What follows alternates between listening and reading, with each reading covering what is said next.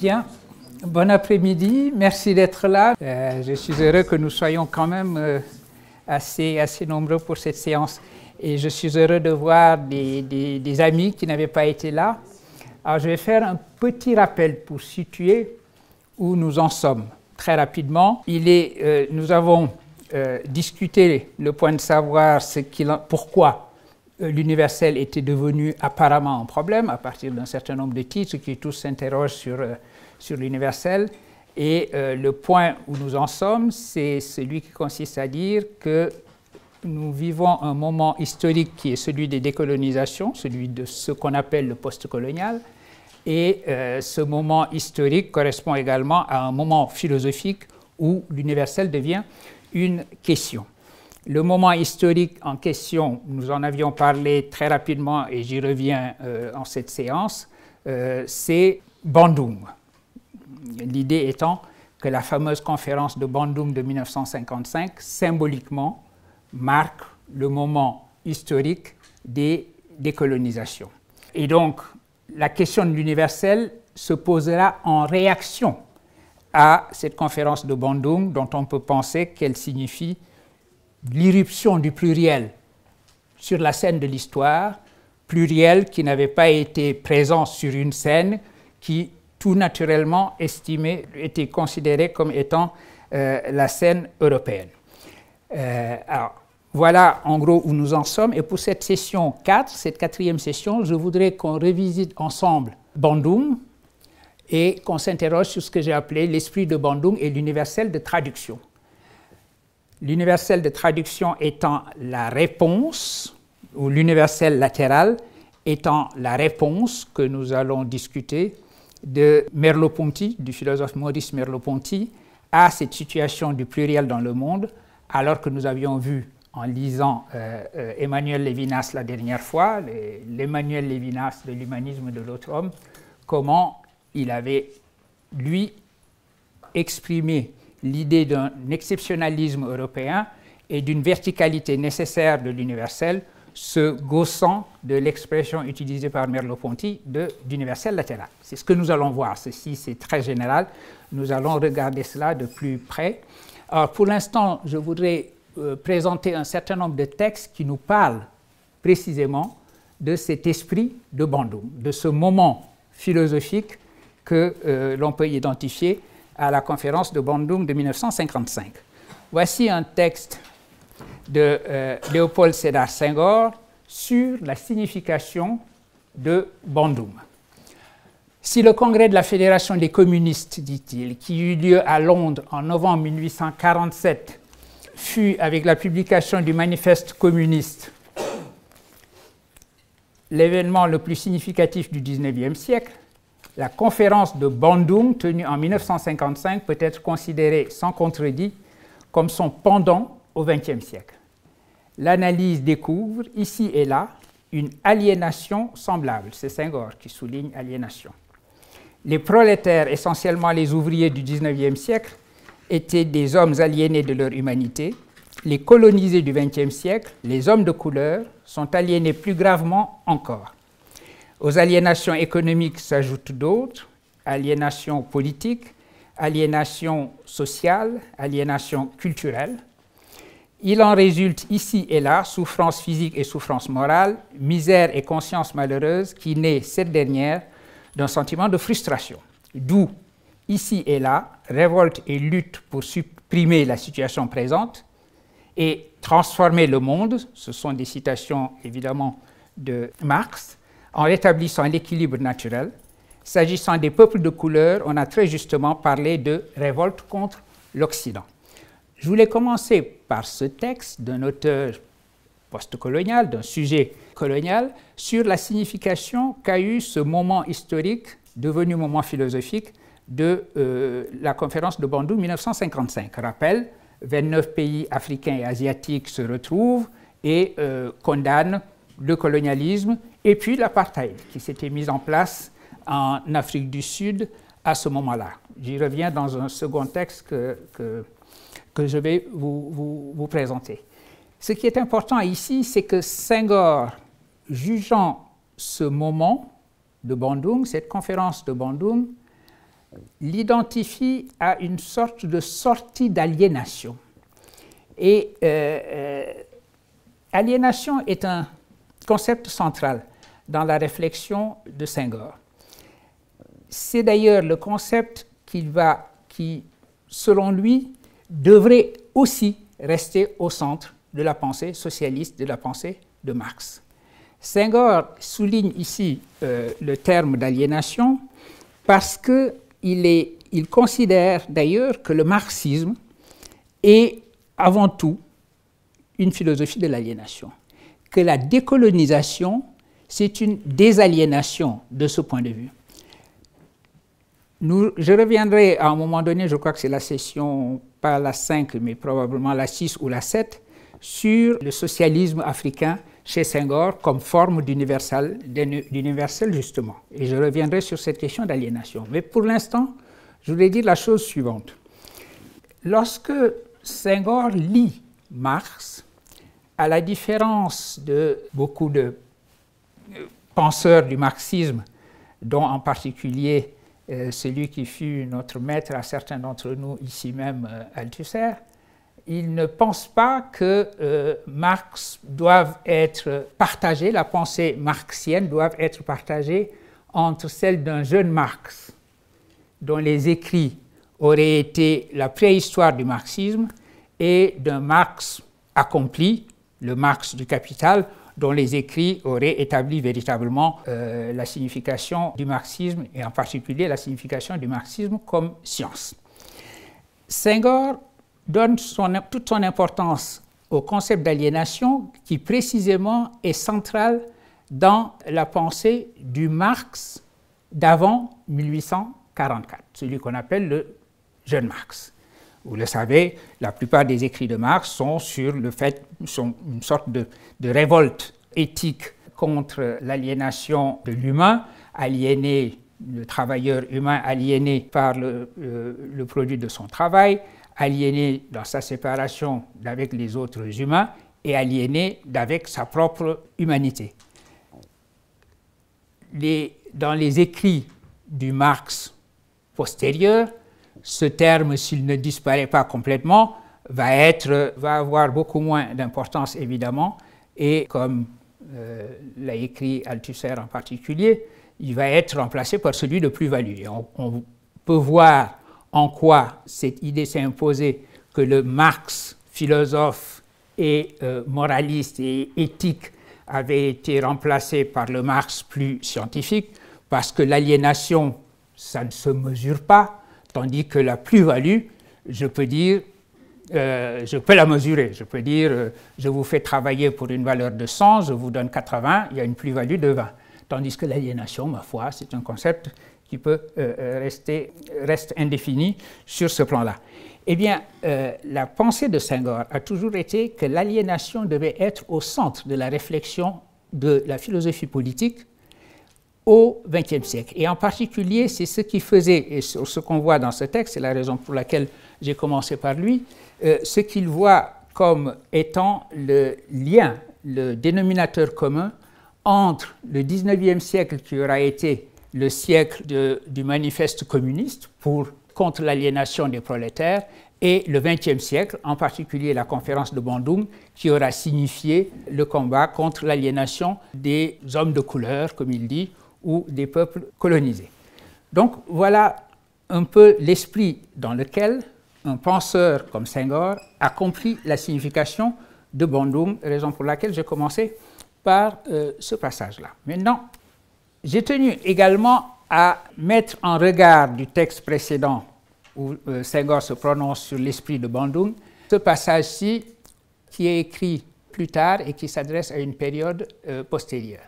C'était l'argument essentiel des colonisateurs, dit Senghor, il fallait nous ouvrir au progrès à la lumière de la civilisation. Naturellement, progrès et civilisation ne pouvaient être qu'européens.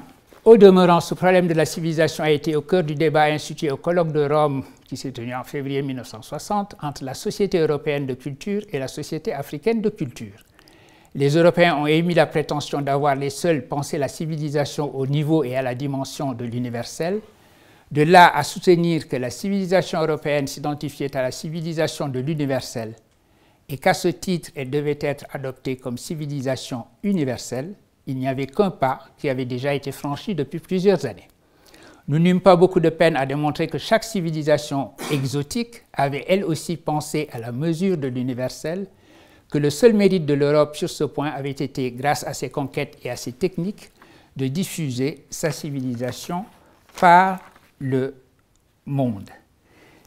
La raison pour laquelle j'ai choisi cet extrait, pour le mettre en regard de celui où il parle de l'esprit de Bandung et de la révolte du reste du monde, donc des peuples africains et asiatiques contre l'Occident, c'était pour rappeler que cette révolte n'était pas la révolte des particularismes contre l'universalisme.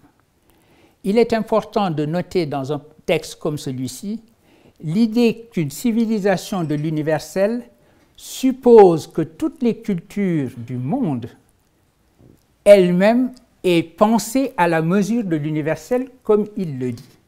Autrement dit, l'idée que l'on se fait d'un universalisme qui serait agressé par des particularismes est une idée qui ne correspond absolument pas, au fond, à ce qu'il en est de la pensée dite post-coloniale. L'idée qu'une culture affirme sa propre particularité tout en reconnaissant l'universel est illogique si on y pense. L'idée que je reconnais l'universel, mais que contre cet universel, j'affirme ma particularité, cette idée est absolument absurde. Donc, penser que la question de l'universel telle qu'elle est posée par le moment historique de Bandung et le moment philosophique correspondant à Bandung, ce que j'ai appelé cette irruption du pluriel du monde sur la scène de l'histoire, c'était l'irruption des particularismes qui se lanceraient à l'assaut de la citadelle de l'universel, cela ne correspond pas à ce que dit ce texte-ci, qui nous rappelle qu'une culture humaine, une civilisation humaine, en tant qu'elle est civilisation et en tant qu'elle est humaine, pense toujours à la mesure de l'universel. Je crois que la meilleure manière de comprendre ceci, c'est par exemple de faire une analogie avec ce que dit Sartre lorsque il parle de valeurs universelles et qui présideraient à nos choix moraux. On a toujours dit que, et c'est d'ailleurs la réponse que fait Sartre au sortir de la Deuxième Guerre mondiale, quand il fait cette fameuse conférence sur l'existentialisme et un humanisme, où il répond en particulier à l'objection selon laquelle une philosophie comme la sienne est incapable de se donner des valeurs qui soient universelles. Et Sartre, pour s'en défendre, dit que chaque choix que je fais, lorsque je m'invente moi-même dans les choix que je fais, je les fais toujours au nom d'une valeur que je propose comme valeur humaine, comme valeur universelle. Je fais cette analogie, je ne sais pas ce qu'elle vaut, mais j'essaie de faire comprendre simplement cette idée qui est énoncée ici par Senghor, selon laquelle il ne s'agit pas, dans cette révolte, ce qu'il a appelé une révolte contre l'Occident, encore une fois, de combattre un universel au nom de sa particularité, mais d'affirmer que si civilisation de l'universel il y a, cette civilisation de l'universel n'existera que dans chaque visage que les cultures humaines donnent de l'aventure humaine. Autrement dit, dire que toutes les civilisations ont pensé elles-mêmes à la mesure de l'universel, c'était dire que la rencontre des cultures, la manière dont elles vont désormais forger ensemble un universel qui succédera à cet universalisme européen, cette idée qu'elles puissent se rencontrer pour forger ensemble l'universel présuppose que chacune d'entre elles ait pensé déjà à la mesure de l'universel.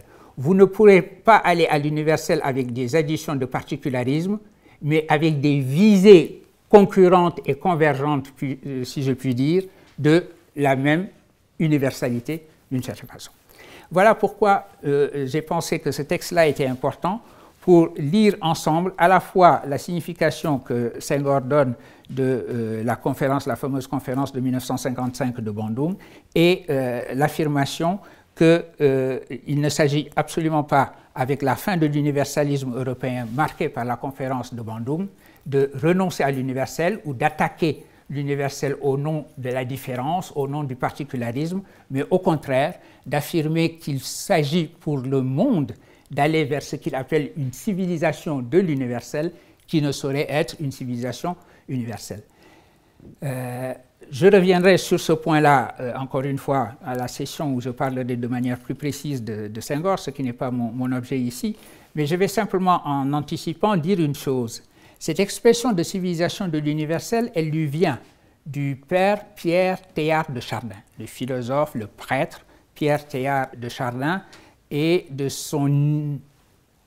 sa notion d'une convergence panhumaine qui ferait une union de l'humanité, une sorte de communauté terrestre, ce qu'il appelle la planétisation de la Terre, mais qui ne serait pas une homogénéisation. Au contraire, il s'agit, dit Pierre Teilhard de Chardin, d'avoir dans cette convergence, dans cette union, née, comme il dit, de la compression de nos corps et de nos intelligences, parce que nous sommes de plus en plus nombreux et nous sommes rapprochés, constate-t-il, sur une même terre, la totalisation, la socialisation de la terre, comme il l'appelle, mais en précisant bien que cette union n'est pas une homogénéisation, que la civilisation de l'universel n'est pas une civilisation universelle. Au contraire, dit Teilhard de Chardin, l'union dissocie, ce qui semble être un paradoxe.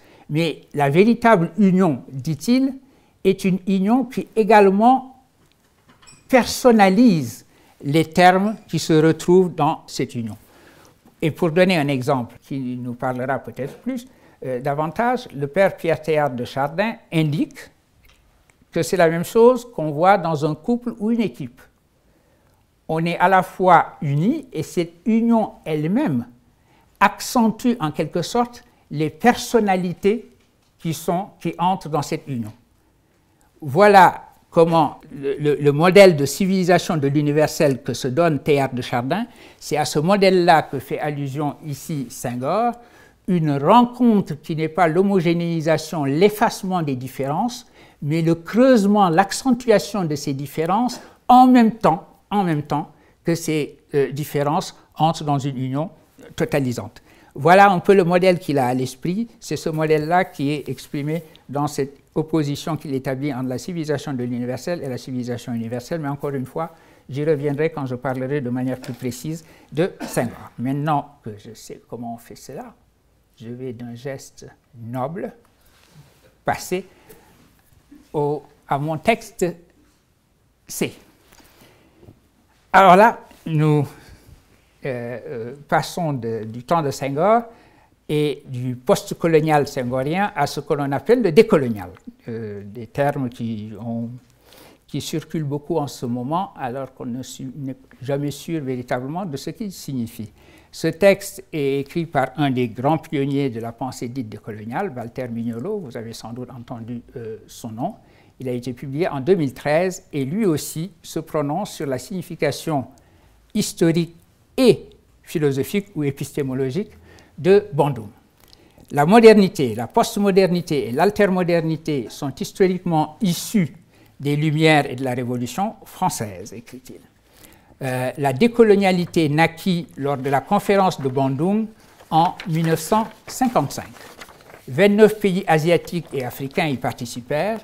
L'objectif majeur de la conférence était d'établir un terrain d'entente et la vision commune d'un futur qui ne soit ni capitaliste ni communiste.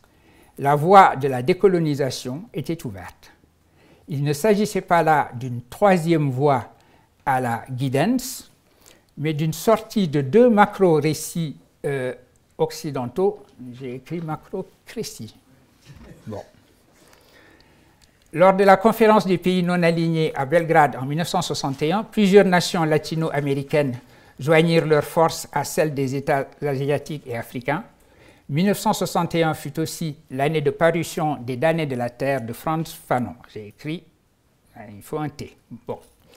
Les fondations politiques et épistémiques de la décolonialité s'établirent en 55 ans. Donc, sur cette durée qui va de 55 à...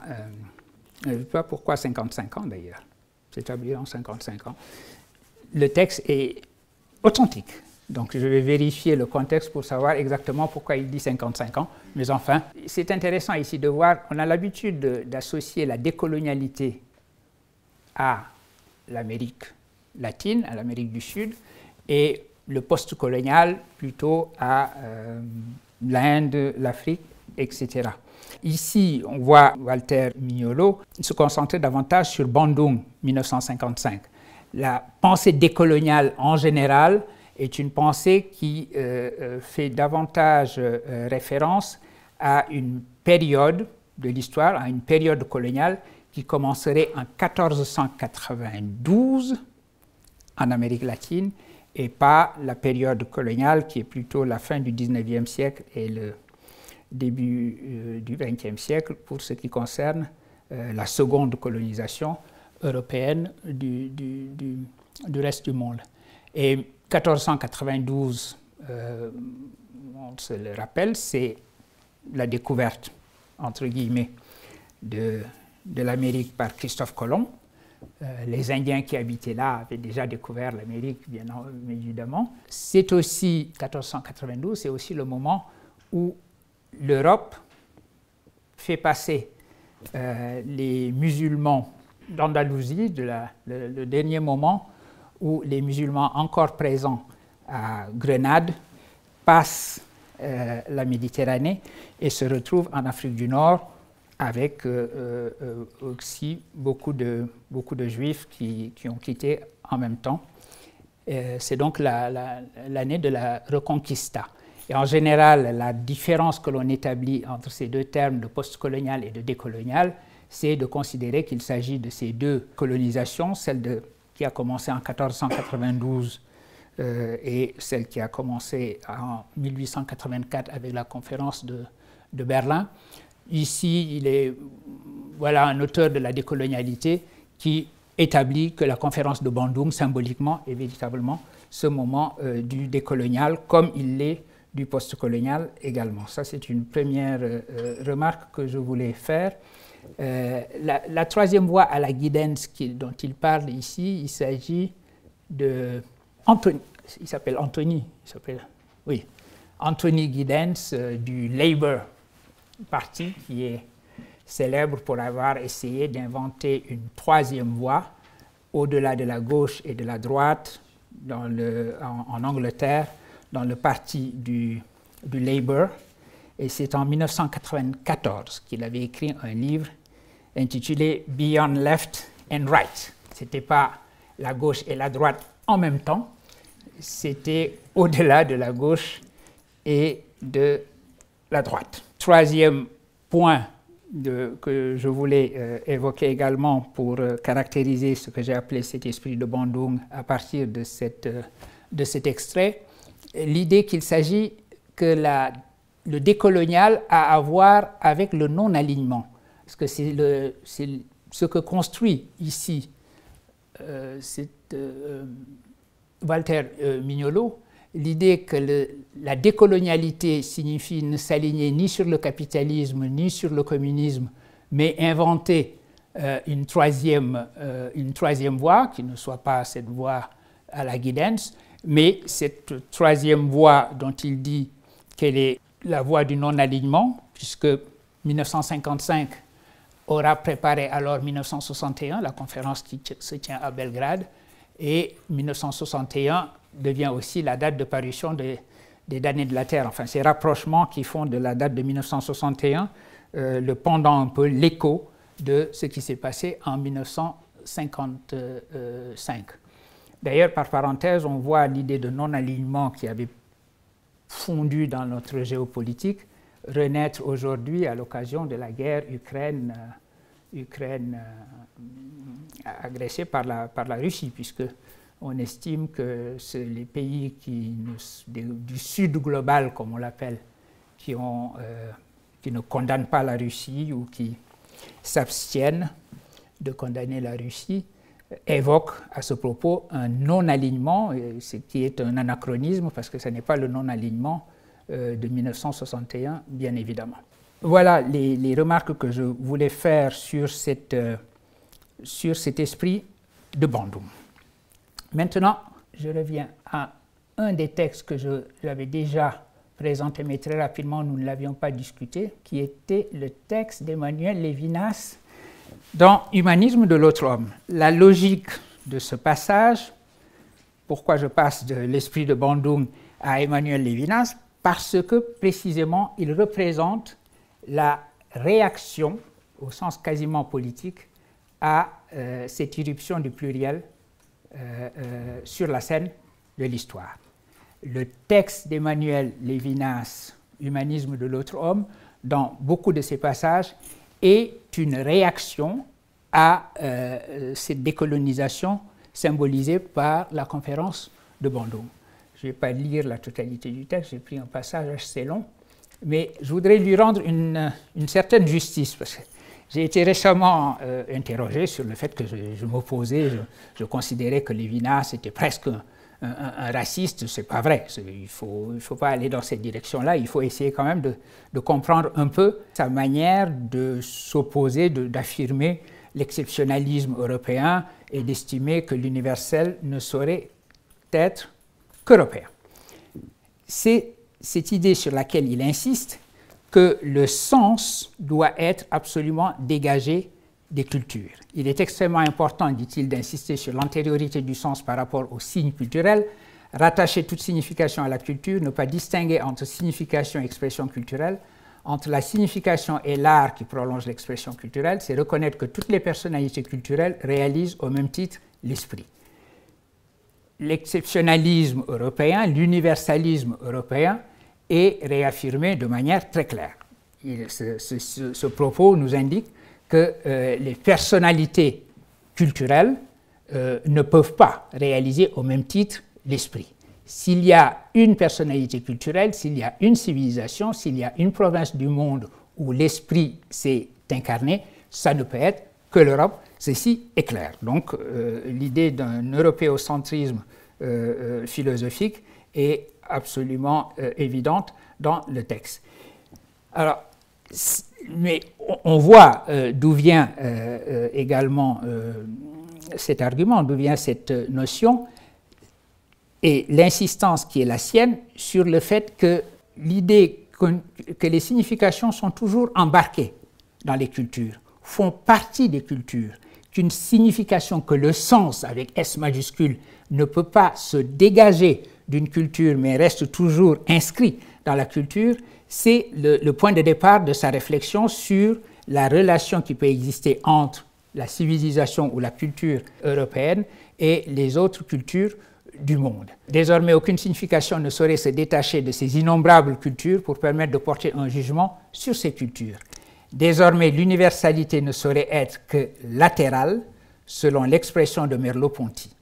Cette universalité consisterait à pouvoir pénétrer une culture à partir d'une autre, comme on apprend une langue à partir de sa langue maternelle.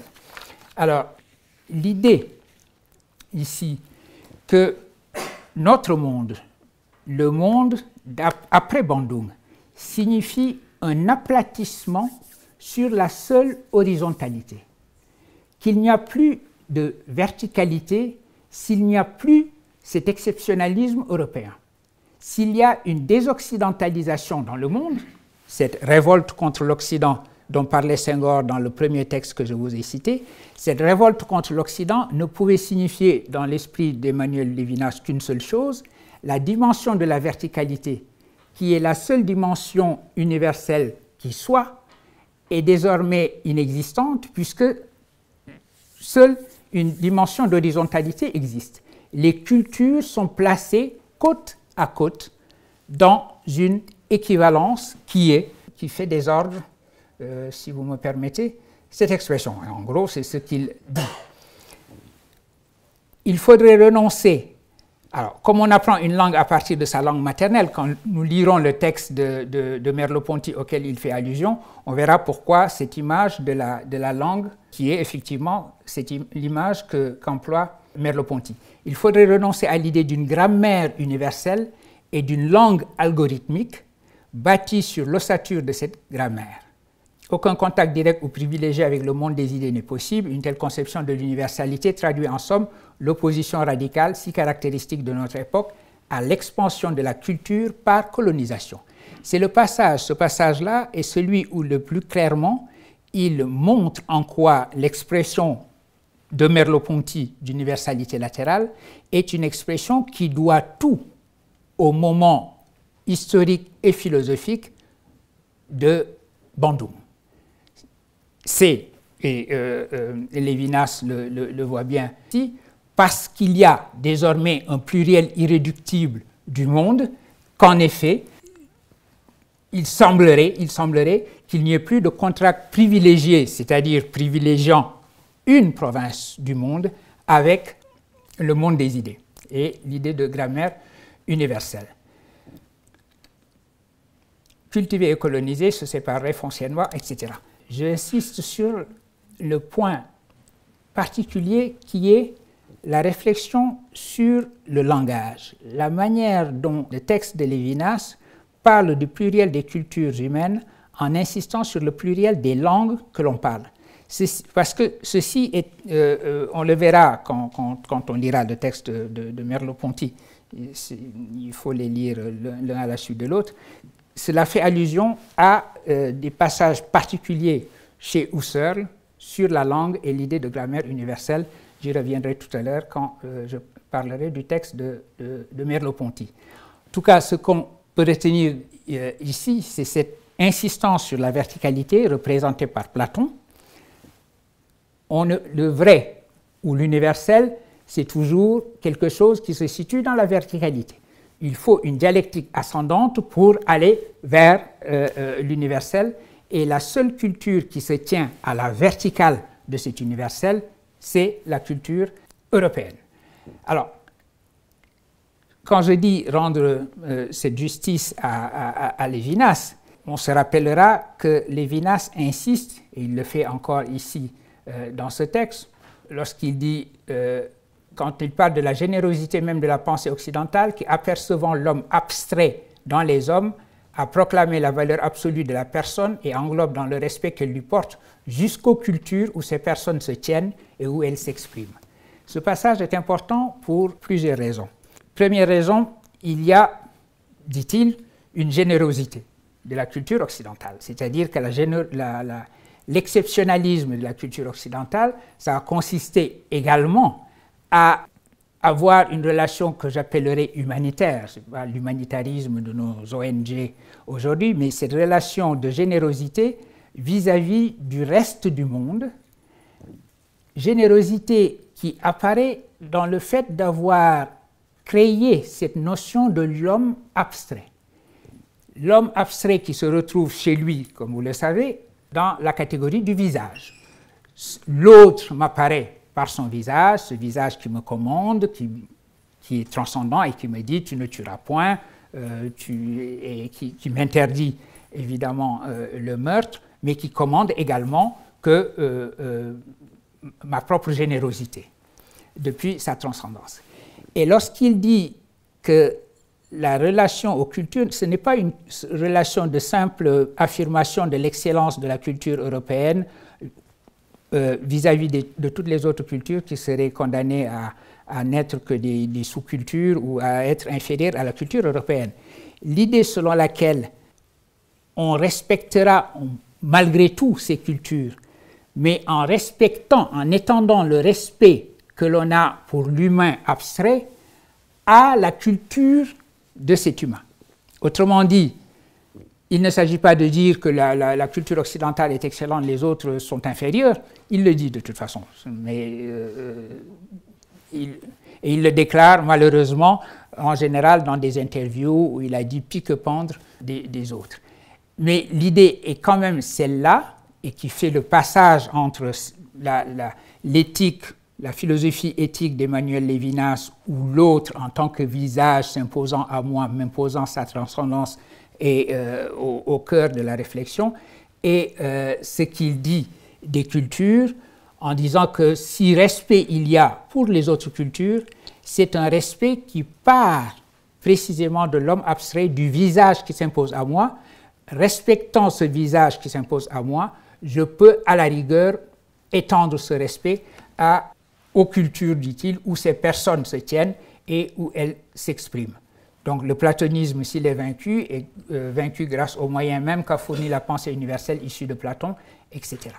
Alors, en regard de ce texte de Lévinas, je voudrais maintenant mettre le texte de Merleau-Ponty auquel il fait allusion et qu'il a visiblement en vue lorsqu'il écrit ces passages de humanisme de l'autre homme. Voici ce que dit Maurice Merleau-Ponty dans De Mos à Lévi-Strauss, un texte écrit en 58, je crois, ou 59, en tout cas publié dans Signe en 1960, Gallimard. L'appareil de notre être social peut être défait et refait par le voyage, comme nous pouvons apprendre à parler d'autres langues. Il y a là une seconde voie vers l'universel, non plus l'universel de surplomb, d'une méthode strictement objective, mais comme un universel latéral dont nous faisons l'acquisition par l'expérience ethnologique, incessante mise à l'épreuve de soi par l'autre et de l'autre par soi. Il s'agit de construire un système de référence général où puisse trouver place le point de vue de l'indigène, le point de vue du civilisé et les erreurs de l'un sur l'autre, de constituer une expérience élargie qui devienne en principe accessible à des hommes d'un autre pays et d'un autre temps. L'ethnologie n'est pas une spécialité définie par un objet particulier, les sociétés primitives. C'est une manière de penser, celle qui s'impose quand l'objet est autre, et exige que nous nous transformions nous-mêmes. Aussi devenons-nous les ethnologues de notre propre société si nous prenons distance envers elle. Alors, je vous ai dit la dernière fois, je crois vous avoir raconté l'expérience personnelle qui avait été la mienne de la rencontre de ces deux textes, de Emmanuel Lévinas et de Merleau-Ponty. J'avais d'abord lu le texte d'Emmanuel Lévinas, Humanisme de l'autre homme, et j'avais été, en le lisant, passablement irrité par cette affirmation d'un exceptionnalisme de l'Europe et la justification de la colonisation. Au fond, ce qu'il dit dans le passage où il dit coloniser et cultiver se sont séparés, c'est de dire, OK, si nous vivons dans un monde où désormais on ne peut plus coloniser tranquille sans avoir des décolonisateurs, décolonisons donc, mais continuons quand même à cultiver, c'est-à-dire faisons en sorte que le monde ne soit pas désoccidentalisé, c'est-à-dire désorienté, et qu'il continue d'être orienté par la verticalité européenne qui est l'incarnation des valeurs universelles issues des Lumières et transportées par la Révolution française. Et donc, c'est ce texte qui avait attiré mon attention sur le texte de Merleau-Ponty dont il se moque, visiblement, en disant Merleau-Ponty qui nous parle d'universalité latérale nous propose un concept totalement oxymorique, puisque la seule dimension possible pour l'universalité est celle de la verticalité. Et donc j'avais été voir ce à quoi il s'opposait, et c'est ce qui m'a amené à ce texte que je n'arrête pas de citer dans mon travail, parce qu'effectivement, il me semble être l'une des meilleures formulations de la notion d'un universel après l'universalisme européen. D'un universel qui soit ce que Immanuel Wallerstein a appelé un universel vraiment universel, et donc que j'appelle aussi ici un universel de traduction. Alors, les points qui me semblent... D'abord, une première remarque très générale sur le fait que cette opposition qu'il y a entre Merleau-Ponty et Emmanuel Lévinas, en particulier sur la possibilité d'énoncer un propos, une énonciation, une notion comme celle d'universel latéral, tient à leur lecture de Husserl. Tous les deux, au fond, trouvent à se justifier d'une certaine lecture de Husserl sur laquelle je vais revenir en citant justement Merleau-Ponty. Mais avant cela, je voudrais caractériser très rapidement l'importance de ce texte et l'importance de cette notion d'un universel latéral qui est un universel qui présuppose un décentrement. Ce texte de Merleau-Ponty est important parce que c'est un texte qui nous indique que l'irruption du pluriel sur la scène de l'histoire universelle signifie que l'universel désormais à mettre en chantier suppose une première capacité qui est une capacité de décentrement. Là où Emmanuel Levinas appelle à un recentrage, un recentrement sur l'exceptionnalisme et l'universalisme européen malgré tout, parce que sinon nous avons un monde totalement chaotique, un chaos monde comme dirait Édouard Glissant, mais dans un tout autre sens, parce que, dit-il, nous aurons une sarabande de cultures innombrables et ces cultures, chacune de ces cultures ne se justifiera que dans son contexte propre. Il n'y aurait plus le moindre droit transculturel de juger d'une pratique culturelle. Nous ne pourrons plus, par exemple, dire qu'il faut s'opposer à la mutilation des petites filles, par exemple, à ce moment-là, puisque nous n'avons plus affaire qu'à des contextes et aucune capacité d'un jugement qui serait un jugement transculturel, si on peut l'appeler ainsi.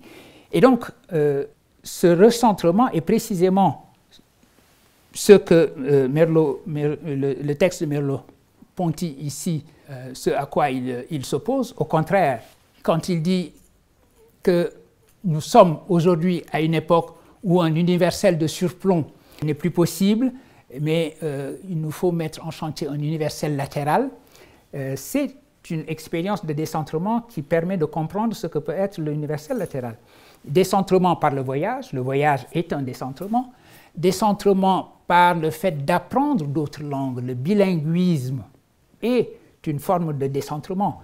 Je vous ai déjà parlé de cette citation de Goethe qui dit « Si vous ne connaissez qu'une seule langue, vous ne la connaissez pas ». Parce que vous êtes incapable de regarder votre langue du point de vue d'une autre langue. Or, le seul point de vue extérieur à une langue, c'est une autre langue. C'est à partir d'une langue que je peux comprendre le mode de fonctionnement de ma langue et le fait que ce mode de fonctionnement soit particulier. Troisième forme de décentrement, l'ethnologie. Cette ethnologie dont parlait Levinas en disant que justement notre monde aujourd'hui où la signification est embarquée dans les cultures, c'est une sorte de triomphe de l'ethnologie parce qu'effectivement il n'y a plus aucune dimension de verticalité, il n'y a plus que des cultures équivalentes et l'ethnologie participe, la discipline ethnologique participe de cette mise en équivalence de toutes les cultures. On voit en quoi son texte était une réponse au texte de Merleau-Ponty ici, qui parle de l'expérience ethnologique comme précisément d'un décentrement. L'ethnologie n'est plus cette manière qu'aurait la culture européenne de traduire dans ses propres termes les cultures autres pour les connaître, mais, dit Merleau-Ponty, d'abord et avant tout une manière de penser qui est une manière de se décentrer et une manière de se transformer. Une ethnologie qui n'est plus définie par son objet, censé être les sociétés primitives ou les sociétés dites sans écriture. Au contraire, il s'agit, encore une fois, d'un véritable voyage, un voyage qui, comme tous les voyages, comme l'Odyssée le montre, est une manière de revenir à soi et de se décentrer. Aussi, dit-il, conclut-il le passage que j'ai sélectionné, devenons-nous les ethnologues de notre propre société si nous prenons distance envers elle. Ce que nous enseigne l'ethnologie, c'est précisément cela, la mise à distance, le creusement de notre propre identité. Alors, je disais tout à l'heure qu'au fond, ces deux manières de voir et qui semblent s'opposer sont deux lectures différentes de Husserl ou deux lectures de deux Husserl. Et je voudrais parler de ces deux Husserl dans les termes qu'utilise Merleau-Ponty justement. Dans un autre texte de Signe, le philosophe et la sociologie, Merleau-Ponty regarde la relation de la phénoménologie husserlienne à l'idée de langage. Cette idée de grammaire universelle que nous avions vu évoquée dans le texte d'Emmanuel Levinas, justement. Rappelez-vous, Emmanuel Levinas disait « Si on s'embarque dans cette universalité latérale, nous n'avons plus une grammaire universelle, la possibilité d'une grammaire universelle, nous n'avons plus que des langues. avec aucun moyen de dégager de l'universalité. Et voici ce qu'écrit Merleau-Ponty à propos de Husserl.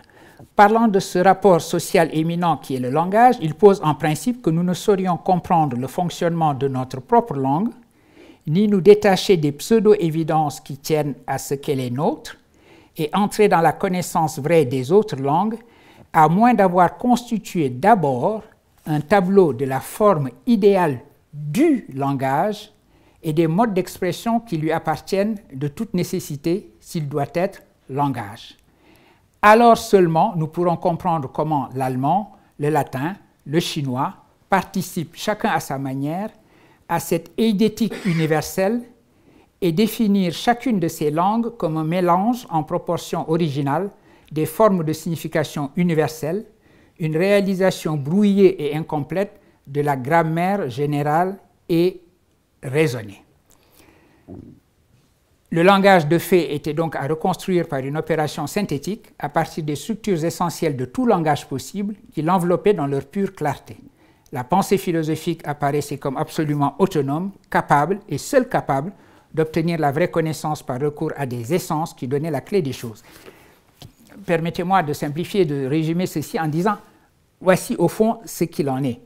Pour connaître les langues, la démarche phénoménologique consiste d'abord à se détacher des langues, y compris celle que je parle, pour aller vers ce qui est indiqué ici comme étant une eidétique universelle, l'idée du langage, et c'est à partir de cette conception du langage que je peux en quelque sorte redescendre vers les langues empiriques et comprendre comment le français, l'allemand, le chinois, le latin, etc. fonctionnent. Et donc, c'est Husserl-là qui estime que la meilleure manière de comprendre le langage est précisément de se détacher des langues, d'en sortir. C'est à cet Husserl-là que Lévinas, au fond, pense lorsqu'il parle d'une grammaire universelle, de la possibilité, de la nécessité d'une grammaire universelle qui serait rendue impossible par un aplatissement de tout sur un même plan d'immanence, mettant toutes les langues sur le même plan horizontal. Parce qu'à ce moment-là, il n'y a plus la dimension de verticalité où je peux m'élever à la grammaire universelle, comprendre cette grammaire universelle, cette eidétique universelle, et ensuite seulement, par des variations de cette eidétique universelle, comprendre le mode de fonctionnement des langues empiriques. Donc, de ce point de vue-là, c'est à ce Husserl-là que fait référence la réflexion de Lévinas sur la grammaire universelle. Maintenant, je vais plus loin dans le même texte de Merleau-Ponty sur le philosophe et le sociologue, le philosophe et la sociologie, pardon, lorsque Husserl, dans la seconde partie de sa carrière, dit Merleau-Ponty, revient sur les problèmes de l'histoire et d'abord sur celui du langage, nous ne retrouvons plus l'idée d'un sujet philosophe, maître des possibles, qui devrait d'abord éloigner de lui-même sa langue pour retrouver en deçà de toute actualité les formes idéales d'une langue universelle. La première tâche de la philosophie à l'égard du langage paraît être maintenant de nous redécouvrir notre inhérence à un certain système de paroles dont nous nous servons avec pleine efficacité, justement parce qu'il nous est présent aussi immédiatement que notre corps. La philosophie du langage ne s'oppose plus à la linguistique empirique, comme une tentative d'objectivation totale du langage à un savoir toujours menacé par les préjugés de la langue natale. Au contraire, elle est la redécouverte du sujet parlant en exercice par opposition à une science du langage qui le traite inévitablement comme une chose. Pardonnez-moi encore une rapide simplification. Voilà qu'il dit, donc Merleau-Ponty, qu'il y a un Husserl un autre Husserl, un Husserl d'une autre partie, d'un autre moment de sa réflexion, qui est cette fois-ci un Husserl qui dit non, il faut considérer les langues empiriques, y compris le fait que je parle moi-même une langue. Les philosophes qui affirment qu'ils examinent tout, qu'ils ne prennent jamais rien pour argent comptant à moins de l'avoir examiné, etc., oublient en général d'examiner le fait qu'ils parlent une langue. Et que cette langue-là incline peut-être à penser d'une certaine manière. Et donc, lorsque Merleau-Ponty dit que dans une seconde partie de sa carrière, cette fois-ci, Husserl ne pense plus qu'il faut d'abord éloigner la langue, y compris la sienne, pour pouvoir penser les formes idéales d'une langue universelle, et au contraire, ne pas s'opposer à la linguistique empirique, c'est à ce second Husserl, au fond, que s'adresse son propre texte, sur le fait que le décentrement, ça va consister à passer horizontalement d'une langue à une autre. Apprendre une langue, c'est passer horizontalement d'une langue à une autre, et non pas s'élever vers la verticalité d'une grammaire universelle. Or, c'est d'une certaine façon, on pourrait dire donc, que le texte de Lévinas est un texte qui parle avec le premier Husserl, quand le texte de Merleau-Ponty, ici, sur l'universel latéral, parle avec ce second Husserl. C'est une hypothèse que je vous soumets et sur laquelle je serai heureux d'entendre en particulier quelqu'un qui a été très important pour moi, qui est très important pour moi pour la compréhension que j'ai de la philosophie de Husserl et de Merleau-Ponty, qui est le professeur Claude Lambert, que je suis ravi de saluer ici. Eh bien, pour revenir à ce texte et au modèle du langage, pour comprendre ce que c'est qu'un universel latéral, c'est ce qui m'intéresse le plus, et je voudrais, pour finir, commenter cela, ce que j'appelle un universel de traduction, un universel comme universel latéral, l'universel qui consiste précisément à comprendre une rencontre des langues. Cet universel à forger ensemble à partir du pluriel du monde, un pluriel irréductible. Et le penser sur le modèle de la rencontre entre les langues, c'est le penser sur le modèle de la traduction. Parce que les langues, dans leur multiplicité, dans leur pluralité, si elles se rencontrent, c'est se rencontrer, elles se rencontrent en traduction. Alors, qu'est-ce que cela veut dire? Ça veut dire d'abord qu'il y a là l'affirmation de l'égalité absolue des langues. Une chose qui est également un aspect de cette décolonisation épistémologique identifiée par Walter Mignolo à la conférence de Bandung. Le pluriel du monde, cela signifie également que toutes les langues que parlent les humains sont des langues équivalentes. Achille Mbembe a écrit que le colonialisme est monolingue, par nature.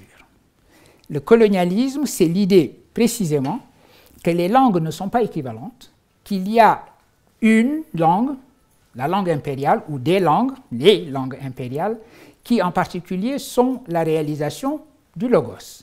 C'est la reconduction impériale, si vous voulez, du grand partage qu'avaient effectué les Grecs entre eux-mêmes et les barbares, ceux qui étaient obligés de parler une langue pour se faire comprendre et non pas simplement exprimer le logos qui, tout naturellement, s'exprimait en grec.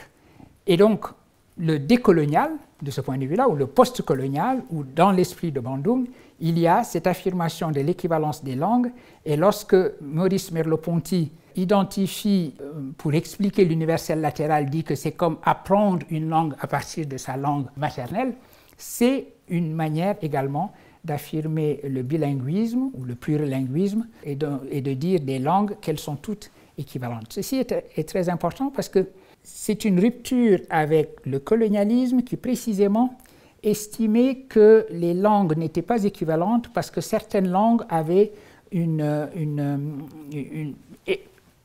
étaient porteuses tout naturellement de cet universel que d'autres langues n'avaient pas. En particulier, l'ethnologie coloniale, l'ethnolinguistique coloniale a toujours avancé cette idée que les langues dites vernaculaires, les idiomes parlés dans le monde colonial, étaient définis par ceux dont ces idiomes manquaient. Les langues des peuples colonisés étaient définies par un manque. On disait de ces langues qu'il leur manquait des termes abstraits, qu'il leur manquait le temps futur et qu'il leur manquait surtout le verbe être. Alors, qu'est-ce que ça veut dire? que ces différentes choses leur manquent? Rien, sinon que vous comparez ces langues à des langues indo-européennes, et cette comparaison vous fait dire que tout ce qui n'est pas présent identiquement dans ces langues, lorsque vous les comparez à des langues indo-européennes, est une chose dont ces langues manquent. Manquer de termes abstraits, qu'est-ce que ça veut dire? Ça n'a aucun sens. Parce que, encore une fois, il n'y a pas de langues qui auraient des termes abstraits, tout naturellement. Il n'y a pas de termes abstraits, il y a des usages abstraits des termes ou des mots. L'exemple que je donne le plus volontiers, c'est toujours le mot abstrait lui-même. Il n'y a rien de plus concret que le mot abstrait. Si on regarde son étymologie, nous sommes ici entre latinistes, ab, traere, tirer de. Vous tirez de quelque chose de tout à fait concret une signification qui est une signification plutôt abstraite et vous dites que ce terme est abstrait. Eh bien, abtraere est tout à fait concret. En revanche, quand je parle de l'abstraction, j'ai un usage abstrait de ce mot. Donc, une langue en tant que telle ne manque pas de termes abstraits. Elle rencontre ou pas le besoin de donner un usage abstrait à un mot en particulier. Et d'ailleurs, je regarde mon ami Pierre Lochac, mathématicien, en disant cela, les mathématiques sont pleines de mots concrets. On y parle de corps, on y parle d'anneaux, on y parle, etc. Il y a quelques années, un grand mathématicien sénégalais qui s'appelle Sakhir Cham avait entrepris de traduire des ouvrages de mathématiques en wolof. Et tout le monde était tout à fait admiratif de ce que ça signifiait traduire des mathématiques en wolof. Mais en réalité, traduire des mathématiques en wolof, c'est facile. Parce que un terme pour anneau, je le traduis simplement par anneau. Ce qui est important, ce n'est pas le mot lui-même. Et donc, le mot anneau étant parfaitement concret en français, si je prends la même chose pour dire cet anneau que je porte ici, j'aurais traduit le terme anneau. Et donc, ce n'est pas comme si j'avais traduit la structure algébrique qui s'appelle anneau, j'ai simplement pris le mot anneau en français et je lui ai trouvé son équivalent tout naturellement en wolof. En revanche, ce qu'il y a à comprendre là, ce sont toutes les propriétés formelles qui définissent un anneau, un ensemble donné d'éléments avec des opérations comme constituant un anneau. Donc les termes eux-mêmes n'ont aucune signification, n'ont aucune valeur abstraite au départ, on leur accorde des significations abstraites. Bon, ça c'est une réponse qu'on peut faire très facilement. Le temps futur, pareil, une langue exprime toujours un événement futur, simplement elle exprimera cet événement futur d'une manière qui n'est pas nécessairement la manière dont une langue indo-européenne, par exemple, conjuguera des verbes au futur. Le verbe être, est une autre paire de manches, parce que le verbe être, justement, c'est le verbe des philosophes. En général, ça a défini toute la métaphysique occidentale. L'être est, le non-être n'est pas. Choisissez la voie de l'être plutôt que la voie du non-être. C'est le fondement même de notre discipline philosophique. Donc le fait que ce verbe être puisse avoir à la fois une valeur absolue, comme quand je dis je pense donc je suis, sans avoir à dire je suis quand, je suis combien, je suis comment, je suis où, je suis dans quel état, etc. Et également avoir une valeur de copule reliant un sujet à un prédicat. Alors, quand on dit des autres langues qu'elles manquent du verbe être, c'est cela précisément qu'on est en train d'exprimer, ce nationalisme linguistique qui est un nationalisme ontologique, comme a dit, selon l'expression qu'emploie Barbara Cassin. Et donc, ce modèle de l'universel latéral, pensé sur le mode du passage de langue à langue, d'une langue à une autre, du décentrement par apprentissage d'une autre langue, a des implications importantes, des implications décolonisatrices, si je puis dire, importantes, au-delà de la simple affirmation du pluriel du monde. Donc cette incessante mise à l'épreuve de soi par l'autre et de l'autre par soi, c'est une manière au fond de définir cet universel latéral comme universel de traduction, et c'est presque l'expression qu'utilise ce philosophe de la traduction qui est Antoine Barman, puisque comme vous le savez, le titre d'un de ses ouvrages majeurs, c'est « L'épreuve de l'étranger ». La traduction, c'est véritablement faire l'épreuve de l'étranger, faire subir à sa propre pensée l'épreuve d'une langue étrangère. Simplement se poser la question de savoir, si je parlais une autre langue, qu'en serait-il de ce que je dis? Cet exercice de traduction est peut-être la meilleure manière d'examiner philosophiquement ce que l'on est ce que l'on dit, s'aviser que l'on parle soi-même une langue. Ainsi devenons-nous, dit-il, les ethnologues de notre propre société si nous prenons distance envers elle. Ceci, pour finir, me ramène encore à Senghor, cet éloge du bilinguisme, et je terminerai là-dessus. Senghor, le premier texte de Senghor, théorique, dans cette pensée qu'il a appelée la négritude, avec Césaire et Damas, comme vous le savez, est le texte d'une conférence qu'il a donnée en 1937 à Dakar, à la Chambre de commerce, où il était invité à faire un discours. Senghor, en 1937, venait de passer l'agrégation de grammaire qu'il avait obtenue, c'était en 1935, je regarde Claire pour m'assurer. Senghor obtient l'agrégation de grammaire en 1935 et rentre pour la première fois au Sénégal.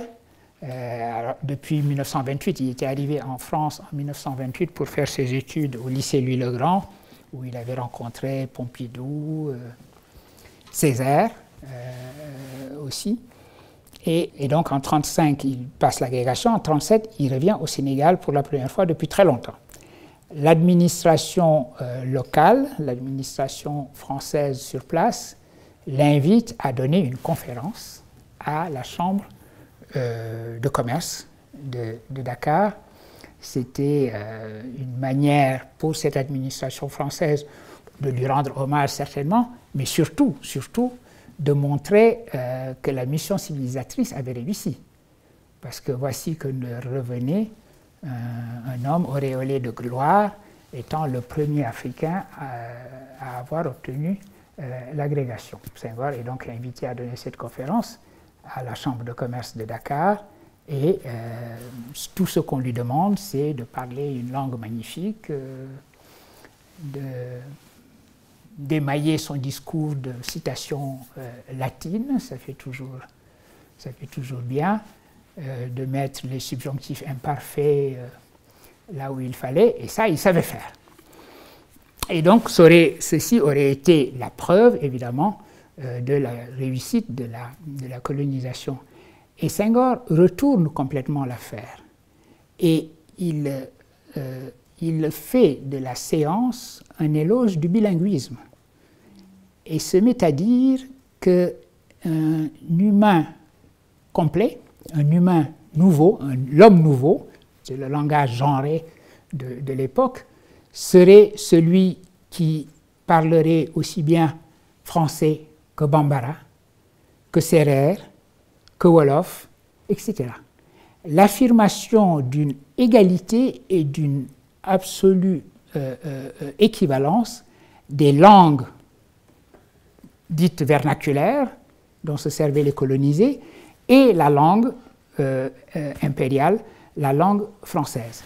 Et c'est cet éloge du bilinguisme qu'il fit qui a été le premier texte de Senghor de ce point de vue-là. Et la raison pour laquelle j'évoque cette conférence de la Chambre de commerce de 1937 et son importance, c'est précisément pour faire écho à ce texte de Maurice Merleau-Ponty sur un universel latéral, pensé sur le modèle de l'apprentissage des langues, du bilinguisme, de la capacité de penser de langue à langue, de se décentrer d'une langue à une autre. c'est également ce qu'exprime Senghor, et c'est au fond sur ce modèle-là, me semble-t-il, qu'il faut comprendre la révolution épistémologique appelée par la conférence de Bandung et la signification décoloniale ou postcoloniale de l'irruption du pluriel du pluriel des langues et des cultures sur la scène de l'histoire. Non pas, encore une fois, une remise en question de l'universalisme, et je reviens toujours à ce texte de Senghor parlant du fait que toute culture a pensé à la mesure de l'universel, non pas un refus de l'universel, mais l'idée que l'universel commence véritablement lorsqu'il est l'universel de penser à partir du pluriel du monde et non pas comme une élimination de ce pluriel du monde. Voilà ce que je voulais vous présenter, à la fois l'esprit de Bandung et ce que j'appelle la réaction contre cet esprit de Bandung, représenté par le texte de Lévinas, et la révolution à partir de l'esprit de Bandung, représentée par le texte de Maurice Merleau-Ponty. Voilà, j'ai parlé beaucoup et longuement et je suis heureux maintenant d'avoir vos commentaires, vos questions,